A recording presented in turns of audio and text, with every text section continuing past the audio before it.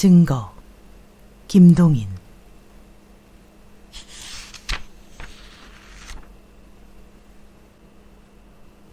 피고는 사실을 부인하였다. 그것은 복심법원이었다. 사건은 살인이었다. 어떤 사람이 교회 외딴 곳에서 참살을 당하였다. 흉기는 날카로운 칼로서 그 칼은 범행의 현장 부근에서 발견되었다. 그 피해자는 교회에 사는 사람으로서 짐작컨대 밤늦게 돌아가다가 그런 변을 당한 듯하였다. 피해자에게서는 시계와 돈지갑이 없어졌다. 반지도 끼었던 자리는 있는데 현품은 없었다. 그 피의자로 잡힌 것이 S였다.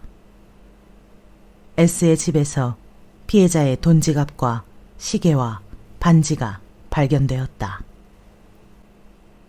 더구나 강도 전과, 협박 전과 등등 몇 가지의 전과는 그의 범행을 이면으로 증명하는 증거까지 되었다. 그리하여 피고는 제1심에서 사형 선고를 받고 공소하여 여기까지 온 것이었다. 1심에서부터 피고는 꾸준히 범행을 부인하였다. 자기는 그날 밤 우연히 그곳을 지나다가 웬 참살당한 사람이 있는 것을 보고 달빛에 그 가슴에 금시계줄이 번쩍이는데 욕심이 나서 그것을 떼었으며 그러는 가운데 욕심이 더욱 나서 몸을 뒤진 결과 돈지갑과 반지를 얻었다. 이것이 피고의 변명이었다. 그러나 이 변명은 아무도 믿지를 않았다. 더욱 그의 이전의 거친 생활은 듣는 이로 하여금 그의 말을 더 불신하게 하였다. 검사의 요구로서 몇 사람의 증인도 불렸다. 한 사람은 어떤 카페의 여급이었다. 그 여급은 범행이 있은 날 저녁에 그 피해자도 자기네 카페에서 술을 먹었으며 S도 같은 시간쯤 하여 술을 먹은 것을 증명하였다. 그리고 피해자가 셈을 할 때 돈이 수북이 든 지갑을 S가 보고 어떤 놈은 돈이 저리도 많은가? 고 탄식하였다는 말까지 하였다. 둘째 증인이 나섰다. 그것은 현장 근처에 살던 어떤 노인이었다. 그 노인은 그날 밤 잠이 오지 않아서 밤이 깊도록 문 밖에 나와 앉아서 밝은 달을 우러러보며 자기의 젊었을 때의 추억에 정신을 잠그고 있었다. 새벽 3시쯤 하여 그 노인은 제 앞으로 사람이 지나가는 소리에 펄떡 정신을 차렸다. 그때 지나가던 사람은 무엇에 정신을 잃은 듯이 허든허든 앞만 바라보면서 저편으로 가버렸다. 그 사람이 분명 S라 하였다. 의사의 검증에 의지하건대 범행은 3시 전후하여 생긴 것이었다. 이리하여 S에 대한 불리한 증거는 2-3가지가 나타났다. 그러나 유리한 증거는 없었다. S를 위하여 일어섰다는 변호사조차 시원한 변론은 안 하였다. 변호사는 자기부터가 S의 범죄를 시인하였다. 그러나 그것은 S의 불행한 환경이 낳은 결과이지 S가 나쁜 것이 아니라 하였다. 그리고 S의 환경을 한참 설명한 뒤에 이러한 환경 아래서 자라난 S가 비록 살인이라는 무서운 죄악까지 범했다 할지라도 거기에는 용서할 점이 없지 않으니 현명한 각하는 그런 점을 잘 이해하고 관대한 처분이 있기를 바란다 결론하였다. 검사의 논박은 물론 극단의 것이었다. 검사는 S가 아직껏 범한 모든 죄악을 차례로 엮어내리고 이러한 상습적 범죄자, 더구나 마지막에는 살인까지 한 범죄자를 그냥 살려둔다는 것은 양의 무리 가운데 이리를 섞어둠과 마찬가지이니 법의 목적이 선량한 인민을 보호하는 데 있는 이상에는 이러한 무서운 사람을 사회에 그냥 살려둘 수는 없다. 따라서 원 판결의 사형이 지극히 적당하니 공소를 기각해달라 하였다. 재판장 I씨는 묵묵히 그것을 들은 뒤에 다시 피고에게 향하여 변명할 말이 없느냐 물었다. 피고는 다시 자기의 무죄함을 역설할 뿐이었다. 죄가 있다면 횡령이나 절도이지 살인 강도는 아니라 하였다. 공판은 이리하여 끝이 났다. 그것은 재작년 어떤 몹시도 달 밝은 가을 저녁이었다. 30년을 동고동락하던 사랑하는 부인을 얼마 전에 잃고 쓸쓸하고 애끄름에 참지 못하여 I씨는 밤에는 늘 교회에 산보를 다니는 것이 어느덧 버릇이 되어 있었다. 더구나 이런 달 밝은 밤은 그로 하여금 더욱 집에 들어박혀 있지를 못하게 하였다. I씨는 교회에 산보를 나갔다. 피곤하고 쓸쓸한 다리를 이리저리 끌고 다니던 I씨는 어떤 솔밭까지 이르러서 거기서 잠시 몸을 쉬려 하였다. 잠시 쉬려던 I씨는 좀 채 일어서지 않았다. 그 자리에 주저앉으면서 묵상에 잠긴 I씨는 다시 일어서기를 잊어버린 것이다. 이곳저곳으로 윗관청의 명령 한마디에 떠나다니지 않을 수 없는 불안정한 하급관리 생활의 몇 해. 그때 많고 많은 고생이며 어려움을 한마디에 쓰단 말 없이 참고 지낸 부인. 현숙하고도 온순하던 부인. I씨의 일생을 통하여 수없이 만난 많은 곤란 앞에 잘못하면 I씨가 거꾸러지려 할 때마다 뒤에 숨어서 그를 격려하던 부인. I씨가 오늘날 겨우 얻은 복심법원 수석판사란 지위의 뒤에는 부인의 쓰리고 아픈 참을성이 얼마나 많이 섞여 있는지 알 수 없었다. 그 부인을 겨우 지위가 좀 안정된 오늘에 잃었다는 것은 I씨에게는 무엇보다도 큰 원통한 일이다.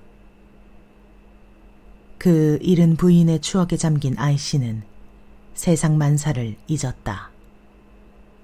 그리고 묵묵히 앉아서 눈물겨운 생각에 한숨을 짓고 있었다. 몇 시간이나 지났는지 I씨는 무슨 소리에 정신을 차렸다. 그리고 눈을 들어보니까 저편 앞길에서 어떤 두 사람이 다투고 있었다. 때때로 들려오는 말귀로 계집에 대한 원한으로 서로 다투는 모양이었다. 그러더니 한 사람이 괴상한 부르짖음을 바라며 넘어졌다. 넘어지지 않은 사람의 손에는 달빛에 칼이 번쩍였다. I씨는 옴짝을 못하였다.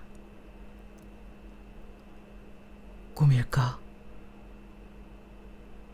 목마의 습격을 받은 듯이 가슴이 서늘하게 되면서 I씨는 옴쪽을 안 하고 망연히 그곳만 바라보고 있었다. 그 사이에 많은 범죄 사건을 취급해온 그였지만 눈앞에서 실행된 이 사건에 대하여는 I씨는 꿈과 같이 바라보고 있을 따름이었다. 가해자는 달아났다. 그러나 I씨는 그냥 망연히 앉아 있었다. 좀 뒤에 또 한 사람이 그 길에 나타났다. 비틀비틀 술 취한 사람으로서 갈짓자 걸음으로 지나가다가 방금 그 현장 앞에까지 이르렀다.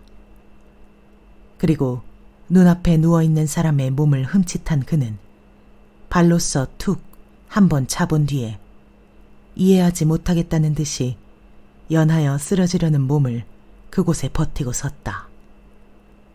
그런 뒤에는 눈에 초점을 맞추는지 머리를 이리 기웃 저리 기웃 한참 그 송장을 내려다보고 있다가 문득 송장 위에 몸을 굽히더니 주머니를 뒤졌다.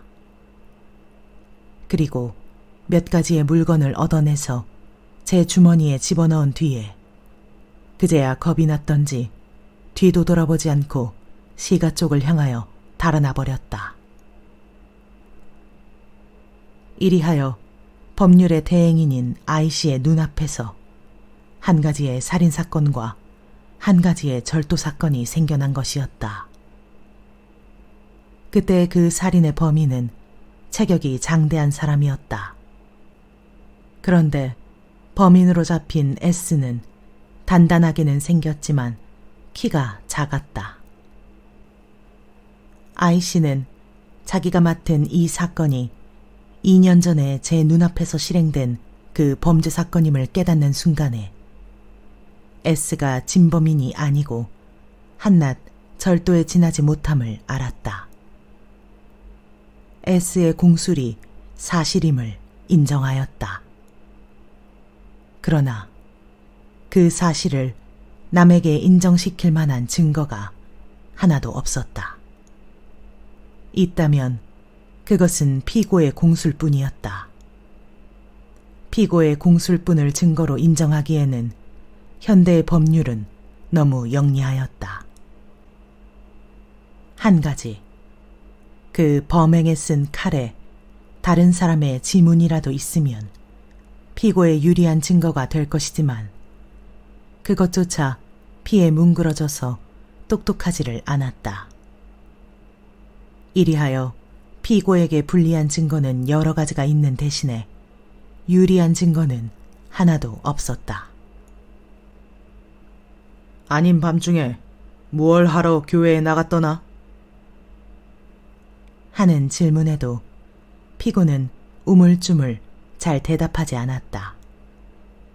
그리고 몇 번을 질문을 받은 후에 겨우 그 피해자에게 돈이 많이 있는 것을 보고 강도를 할 목적으로 피해자의 집으로 가려던 것을 자백하여 자기의 입장을 더욱 불리하게 하였다. 아이씨는 이번에 이 사건이 2년 전에 자기가 목도한 그 사건임을 알고 몇 번을 그때 자기가 본 바를 모두 피력해버릴까 하였다. 그러나 생애의 거의를 사법계에서 보낸 그는 자기의 말뿐이 얼마나 피고에게 이익을 줄지 그 정도를 잘 알았다. 물적 증거. 이것이 아니면 사법계에서는 통용이 안 되는 것이었다.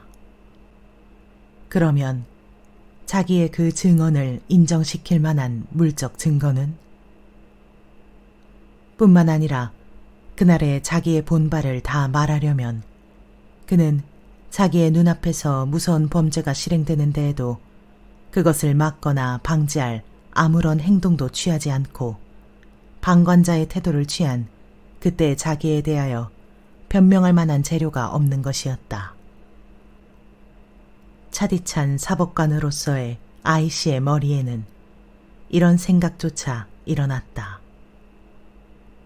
서로 백보를 양보하여 사건이 무사히 해결되어 S씨가 무죄로 석방이 된다 할지라도 그 뒤에는 법률의 위신상 그 진범인을 어떻게든지 찾아내지 않으면 안 될 것이었다.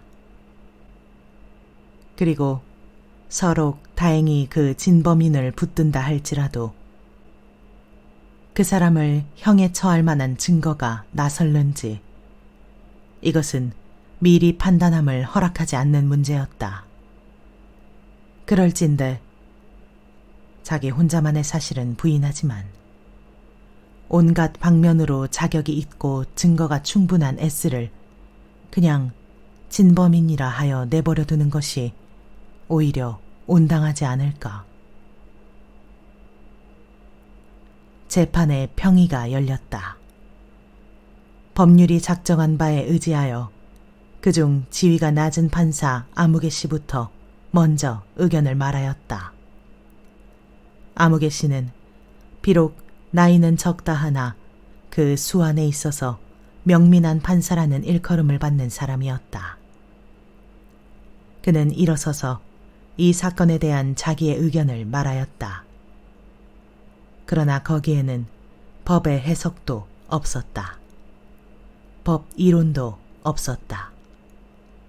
이만치 증거가 갖추어진 사건에 무슨 다른 이론이 필요가 있을까? 아무개 씨는 간단히 온갖 부인할 수 없는 증거가 갖추어진 점을 설명하고 결론으로 공소를 기각함이 좋겠다 하였다. 다른 판사들의 의견도 대동소이하였다. 그리고 결론은 모두 다 아무개 씨와 마찬가지였다. 마지막에 아이 씨가 일어섰다. 점잖게 수염을 한번 쓰다듬은 뒤에 한참 먹먹히 섰다가 여러분은 피고의 공수를 어떻게 해석하시오? 하고 천천히 물었다. 이 의외의 재판장의 말에 다른 판사들은 모두 멍멍해졌다. 그리고 아이 씨의 입만 바라보았다. 내 생각 같아서는 피고의 공술도 좀 연구할 필요가 있다고 생각합니다. 아이 씨는 한마디 더 보탰다. 그러나 다른 판사들은 역시 멍멍이 재판장의 입만 바라보았다. 잠깐의 시간이 흘렀다. 아무개 씨가 일어섰다. 네, 혹은 피고의 공술이 사실일는지도 모르겠습니다. 어떻게 보면 사실로 보이는 점도 없지는 않아요. 그렇지만 그 말을 세울 만한 증거가 어디 있습니까? 우리는 서로 그 말을 신용한다 하나 법률은 증거가 없는 공술은 신용 안 하니까요. 아무개 씨는 이렇게 재판장의 의견에 반대하였다. 아이 씨는 또다시 손을 들어서 수염을 쓸었다.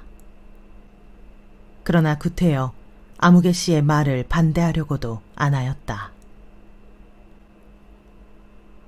아니, 그러겠다는 것이 아니라 그럴지도 모르겠다는 의견뿐이오다. 아이 씨도 제 말을 흐려버렸다. 그리고 평이한 결과로는 한 사람의 반대도 없이 피고의 공소는 기각함에 일치되었다. 일주일 후에 판결이 내렸다. 판결은 물론 피고의 공소는 이를 기각함이었다. 그날 오후 아이 씨는 어떤 신문기자를 재판소의 복도에서 만나서 그 기자에게서 S의 사건이 낙착이 됐습니다 그려 하는 축하를 받았다. 하늘의 섭리지. 제가 죄를 지은 뒤에야 벗어날 수가 있나. 아이 씨는 법률의 대리인이라는 엄격한 얼굴로 손을 들어 허연 수염을 쓸면서 이렇게 대답하였다. 그러나 그의 얼굴 뒤에는 어딘지 모를 부끄러움에 근사한 표정이 숨어 있었다.